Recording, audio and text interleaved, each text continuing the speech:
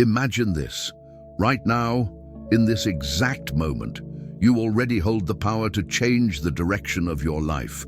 Not by forcing outcomes, not by controlling other people, but by mastering something far more subtle and far more powerful. Your response. Most people live their entire lives reacting to pressure, reacting to criticism, reacting to fear, frustration, and uncertainty. And because reactions are fast, they feel natural, they feel justified, they feel unavoidable. But the Stoics understood something most people never stop to examine, that what feels automatic is often untrained, and what is untrained can be disciplined. For centuries, Stoicism has guided individuals through chaos, loss, power, exile, and responsibility. Not by teaching them how to escape hardship, but by teaching them how to meet hardship without losing themselves. Stoicism does not promise comfort, it promises clarity. It does not remove pain, it removes confusion. Think back to the last moment that tested you, a conversation that triggered you, a situation that felt unfair, a setback that made your chest tighten. What happened inside you? Did your emotions seize the moment, or did you choose how to meet it? This question sits at the heart of Stoic philosophy, because Stoicism is not about suppressing emotion, it is about refusing to be ruled by it. At the core of Stoicism is a simple distinction, one that changes everything once you truly understand it. There are things within your control, and there are things that are not. Your thoughts, your judgments, your actions, these belong to you. Other people's behavior, external events, outcomes, these do not. Most suffering arises when we confuse the two. We react because we believe something external has power over us, our reputation, our comfort, our expectations. To respond instead of react is to reclaim authority over your inner world. It is the discipline of pausing, not out of weakness, but out of strength. A response is not slower because it is hesitant. It is slower because it is deliberate. And deliberate action is the signature of self-mastery. Modern psychology now confirms what the Stoics intuited centuries ago, that between stimulus and response there is a space, and in that space there is choice. When you react, that space collapses.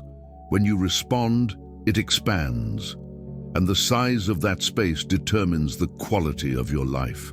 This is why training the mind matters. Reactions are automatic. They are conditioned by habit, memory, and emotion. Responses are earned. They are built through awareness and practice. The Stoics understood that character is not revealed in comfort, it is revealed under pressure. Marcus Aurelius wrote reminders to himself, not because he lacked wisdom, but because he understood that wisdom must be rehearsed. Again, and again, and again. The moment between impulse and action may last only seconds, but those seconds define who you become. When you pause, you interrupt the emotional current. You observe anger without becoming anger. You feel fear without obeying fear. This is not suppression, it is sovereignty, and sovereignty begins with self-awareness. You cannot master what you refuse to notice. Self-awareness means recognizing your emotional patterns, your triggers, your reflexes, not with shame, but with clarity. When you know what provokes you, you are no longer ambushed by it. The Stoics practiced daily introspection for this reason. Each evening, they examined themselves. Where did I react today? Where did I respond with reason? What will I do differently tomorrow? This was not self-punishment. It was self-training, progress, not perfection. Another essential Stoic discipline is reframing. Events themselves are neutral. Meaning is assigned by the mind. A harsh comment can be an attack or information. A delay can be an insult or training in patience.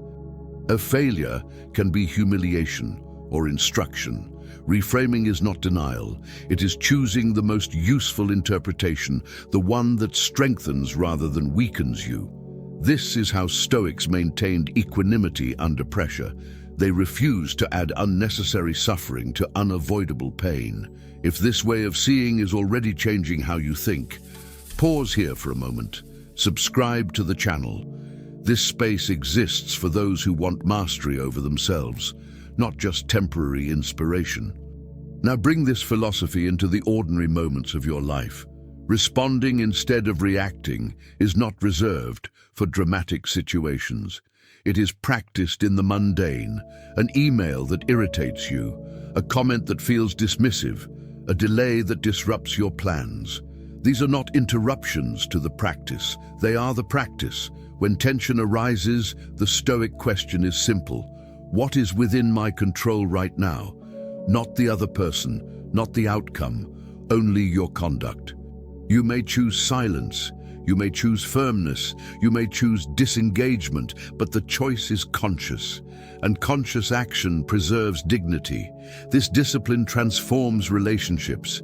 It prevents escalation. It builds quiet authority. People may not always agree with your response, but they will feel its weight, because calm carries gravity. The Stoics also understood something often overlooked, that the body influences the mind. Fatigue weakens reason. Excess dulls judgment. This is why moderation mattered to them, why simplicity mattered, why rest mattered. A tired mind reacts more easily. A trained mind remains steady. Practices like mindfulness align naturally with Stoic discipline. Attention to breath, attention to posture, attention to the present moment, not as escape, but as grounding. The present moment is the only place where response is possible. The past cannot be altered, the future cannot be commanded, but now you can choose. And that choice shapes your character. Over time, something changes. You react less, not because you feel less, but because you understand more. You experience fewer regrets, less inner turbulence, more clarity. You stop asking, "Why did this happen to me?" and begin asking, "How will I meet this well?" This is Stoic maturity.